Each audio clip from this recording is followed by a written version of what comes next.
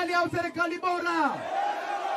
Mimi nataka kuambia hivi, 2027 tutashikana mundu humundu, ana kwa ana, bega kwa bega, na turudishe Kasongo wapi? Kabila zote zitashikana, kwa sababu shida ya Mluya ndio shida ya Mkikuyu, shida ya Mkamba ndio shida ya Mjaluo, shida ya Mkalenjin ndio shida ya Mtaita.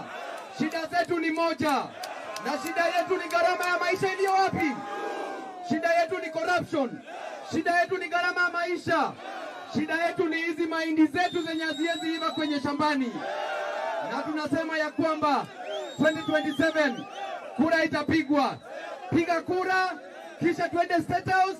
Hatutangoja kura isabiwe, tutangoja isabiwe tukiwa State House. Vijana ria, vijana ra, vijana timin, vijana tialala.